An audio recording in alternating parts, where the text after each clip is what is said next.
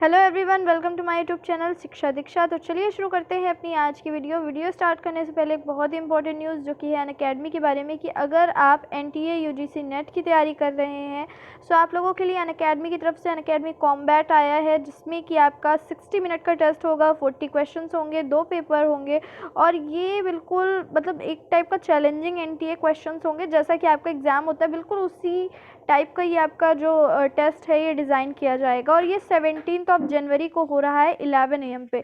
सो अभी रजिस्टर कीजिए, लेट मत कीजिए और आपको मेरा शिक्षा 10 कोड यूज़ करना है अनलॉक करने के लिए, ठीक है। और अगर आप इस पे बहुत अच्छा कर ले जाते हो तो एक्साइटिंग प्राइजेस जीत सकते हो।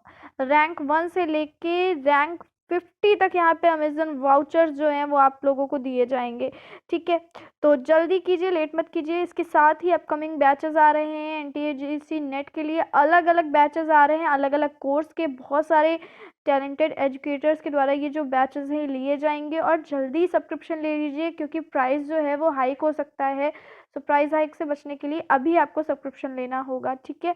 और एक सबसे इम्पोर्टेंट न्यूज़ जो कि है आइकॉनिक प्लान के बारे में कि जो आपका आइकॉनिक प्लान है एनटीए यूजीसी नेट का वो लॉन्च हो चुका है और ये 15 जनवरी से 4 PM से आपको ये प्लान मिलेगा। यहाँ आप देख सकते हो 6 मंथ, 1 ईयर और 2 ईयर के जितने भी प्राइस थे उन पे 25% का आपको डिस्काउंट मिल रहा है और ये एक अर्ली बर्ड ऑफर है। अगर आप अभी इसमें सब्सक्रिप्शन लेते हैं तो आपको 25% डिस्काउंट मिलेगा, अदरवाइज़ अगर आप लेट करेंगे तो प्राइस हाइक हो जाएंगे।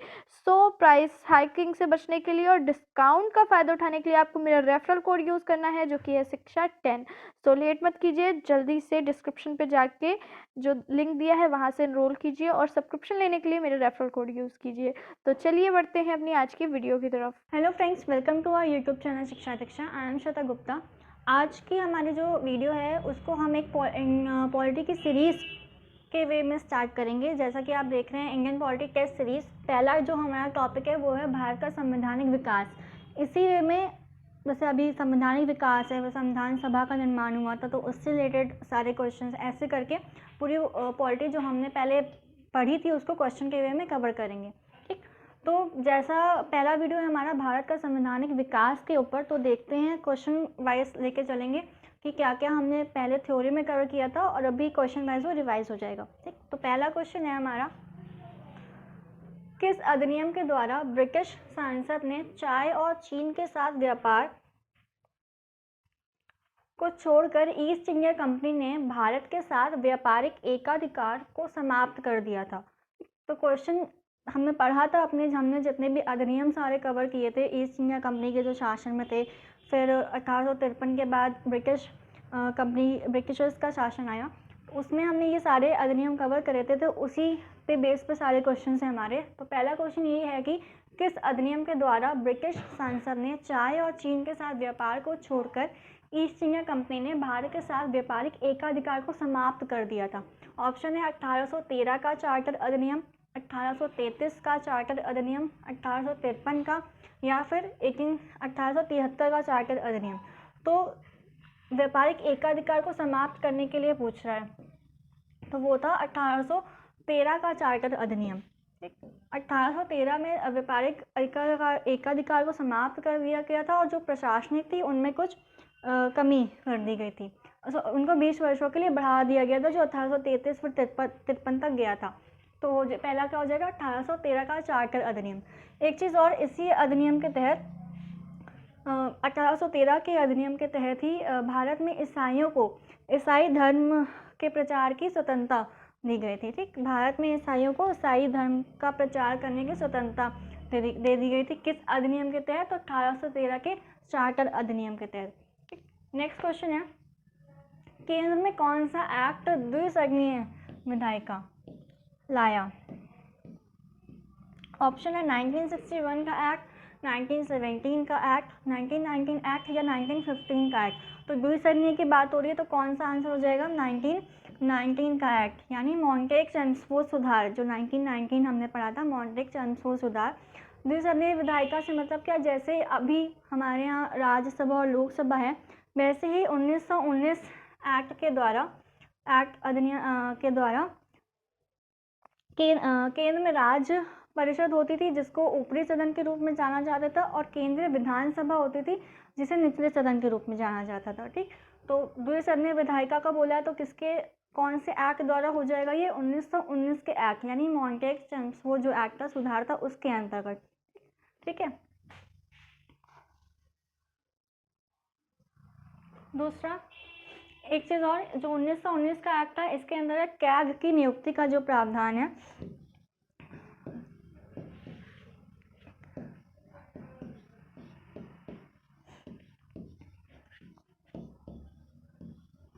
कैग की नियुक्ति का जो प्रावधान है वो भी किसके एक्ट द्वारा? 1919 के एक्ट द्वारा है। ठीक, आगे, निम्नलिखित में से किस अधिनियम में कलकत्ता में सर्वोच्च न्यायालय की स्थापना का प्रावधान किया गया है? इंपॉर्टेंट क्वेश्चन है। पहला ऑप्शन है regulating act 1773, Pitt's India act मतलब पिक्स का भारत अधिनियम 1784, चार्टर एक्ट ऑफ 1784 या चार्टर एक्ट 1833। 33 या 13 कोई भी एक ऑप्शन ले सकते हैं। तो पूछा है कि कलकत्ता में सुप्रीम कोर्ट के सर्वोच्च न्यायालय की स्थापना किस प्रावधान के तहत हुई थी? तो रेगुलेटिंग एक्ट 1773। ठीक है, रेगुलेटिंग एक्ट ऑफ 1773 के तहत कलकत्ता में सर्वोच्च न्यायालय की स्थापना हुई थी 1774 में। ठीक, एक्ट दो क्वेश्चन हो सकते हैं इससे। पहला तो जो हमारा क्वेश्चन ही है वो ये कि किस अधिनियम के तहत। ठीक, अधिनियम पूछा होगा तो वो हो जाएगा हमारा 1773 रेगुलेटिंग एक्ट के तहत, और कब हुई थी? तो 1774 में। ठीक, तो अगर एक सेंटेंस में अगर पढ़ें तो कलकत्ता में सर्वोच्च न्यायालय की स्थापना 1774 में हुई थी, 1773 के रेगुलेटिंग एक्ट के तहत। ठीक है, ये हो जाएगा। आगे, निम्नलिखित अधिनियमों में से किस अधिनियम के फलस्वरूप बर्मा भारत से अलग हुआ? ये भी इम्पोर्टेंट है। ऑप्शन है Indian council act 1909, government of India act 1919, government of India act 1935 यानी भारत शासन अधिनियम, या फिर इंडियन इंडिपेंडेंस एक्ट 1947। तो पूछा है कि बर्मा किस अधिनियम के तहत भारत से अलग हुआ? तो आंसर क्या हो जाएगा हमारा? गवर्नमेंट ऑफ इंडिया एक्ट 1935 यानी भारत शासन अधिनियम 1935। ठीक है, 1935 जैसा आपको पता ही होगा कि काफ़ी महत्वपूर्ण अधिनियम रहा, क्योंकि ये बेस रहा हमारे सारी चीज़ों का। तो कुछ दो तीन चीज़ें और अगर इसमें देखें तो क्या हो जाएगी? 1935 के तहत ही राष्ट्रपति को जो अध्यादेश जारी करने की शक्ति है वो इसी 1935 अधिनियम के तहत प्राप्त हुई। अखिल भारतीय महासंघ की स्थापना का जो प्रावधान किया गया वो 1935 के अधिनियम के तहत किया गया। दूसरी चीज़, जो केंद्र व राज्य में बंटवारा किया गया वो 1935 के अधिनियम के तहत किया गया। और चौथी चीज़ की 1935 के अधिनियम में सूचियाँ जो हमने पढ़ी थी वो जोड़ी गई। कौन सी? संघ सूची, राज्य सूची और समवर्ती सूची, और एक और उभयनिष्ठ सूची। ठीक है, संघ सूची में केंद्र की पावर रहेगी, राज्य में राज्य का, समवर्ती में केंद्र और राज्य दोनों 50-50%, और उभयनिष्ठ में प्रायोरिटी रहती है तो वो केंद्र की प्रायोरिटी रहती है। ठीक है, तो हमने क्या क्या देख लिया? पहला तो हमारा यही क्वेश्चन था कि बर्मा भारत से अलग हुआ किस अधिनियम के तहत? तो 1935 के भारत शासन अधिनियम, गवर्नमेंट ऑफ इंडिया एक्ट के तहत। और क्या चीज़ें देखी? राष्ट्रपति को जो अध्यादेश जारी करने की शक्ति थी वो 1935 के अधिनियम के तहत दी गई। दूसरा, अखिल भारतीय महासंघ की स्थापना का प्रावधान हुआ। थर्ड, केंद्र व राज्य का जो बंटवारा। और चौथा, जो अनुसूचियाँ जोड़ी गई संघ, राज्य और समवर्ती और उभयनिष्ठ सूची, वो 1935 इसी अधिनियम के तहत ये सब हुआ। और भी अन्य चीज़ें हमने मेन यहाँ पे कवर कर ली। आगे चलते हैं।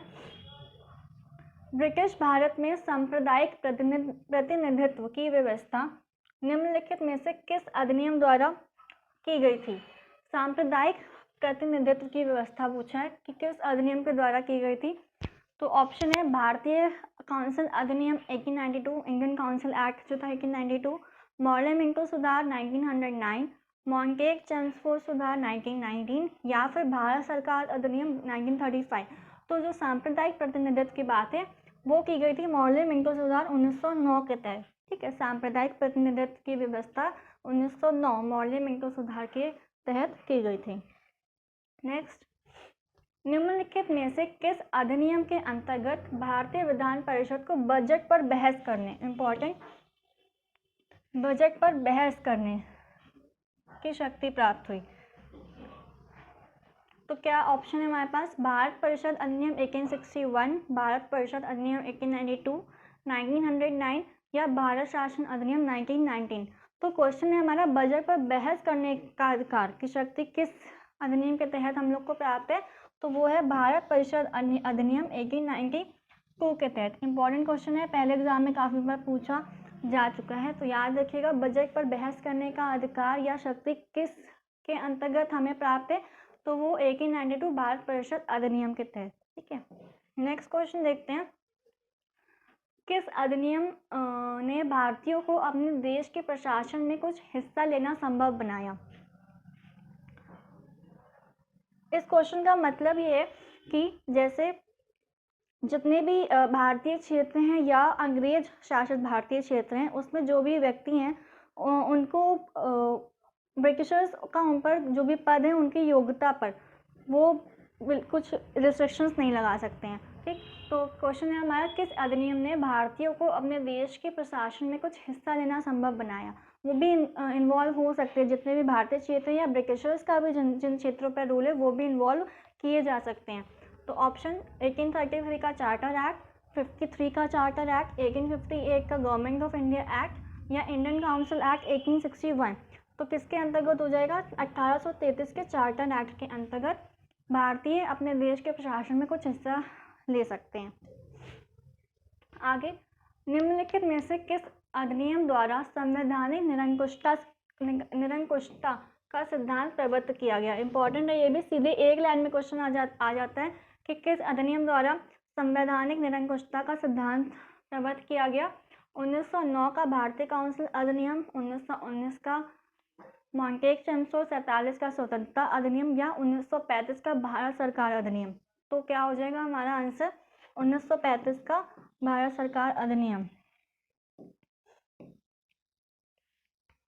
ठीक है, नेक्स्ट क्वेश्चन देखते हैं। केंद्र में द्वैध शासन किस अधिनियम के अंतर्गत स्थापित किया गया? ऑप्शन है 1909 के अधिनियम के तहत, भारत सरकार अधिनियम 1919 के तहत, भारत सरकार अधिनियम 1935 के तहत या फिर भारत स्वतंत्रता अधिनियम 1947 के तहत। तो आंसर क्या हो जाएगा हमारा? भारत सरकार अधिनियम 1935 के तहत केंद्र में द्वैध शासन शुरू कर दिया गया था और राज्य में समाप्त कर दिया गया था। ठीक, ये याद रखिएगा कि इस समय राज्य में जो द्वैध शासन का प्रावधान था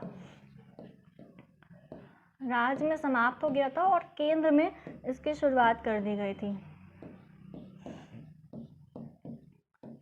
ठीक, 1935 के भारत शासन अधिनियम के तहत केंद्र में द्वैध शासन स्थापित किया गया। आगे, किस अधिनियम द्वारा भारत में ब्रिटिश ताज का शासन स्थापित किया गया? ऑप्शन है charter act 1813, charter act 1853, government of India act 1858 या इंडियन काउंसिल एक्ट 1861।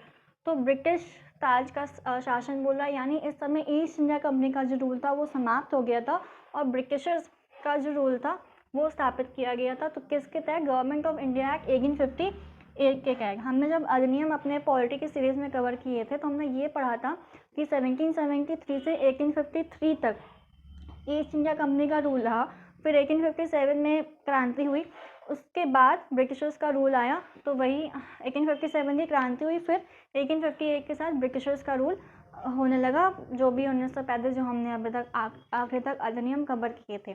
तो क्या हो जाएगा? ब्रिटिश में भारत में ब्रिटिश ताज का शासन स्थापित किया गया किस अधिनियम द्वारा? तो 1858 के गवर्नमेंट ऑफ इंडिया एक्ट के द्वारा। लास्ट क्वेश्चन है, भारत का संघीय न्यायालय निम्नलिखित में से किस वर्ष में स्थापित किया गया? ये वैसे जैसे हमने अभी कलकत्ता में सुप्रीम कोर्ट सर्वोच्च न्यायालय की बात वाला क्वेश्चन देखा था, वैसे यहाँ पे उसमें अधिनियम पूछा था, तो 1773 1773 के रेगुलेटिंग एक्ट के तहत हुई थी, 1774 में स्थापना। यहाँ पे वर्ष पूछा है और अधिनियम भी हम देख लेंगे। तो भारत में संघीय न्यायालय किस वर्ष स्थापित किया गया था? तो अगर वर्ष पूछेगा तो आंसर हो जाएगा हमारा 1937। ठीक, अगर अधिनियम पूछेगा तो 1935 के अधिनियम द्वारा।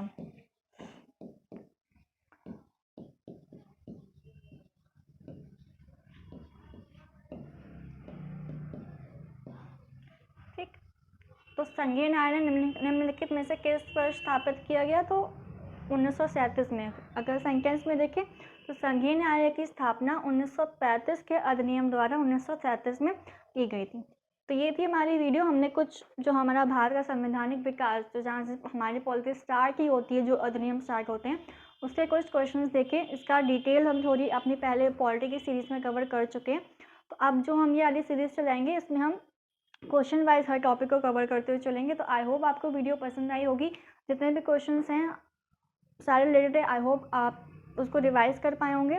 तो वीडियो को लाइक करिएगा, ज़्यादा से ज़्यादा शेयर ज़रूर करिएगा। मिलते हैं अपने अगले सेशन में, तब तक के लिए पढ़ते रहिए, सीखते रहिए शिक्षा दीक्षा के साथ।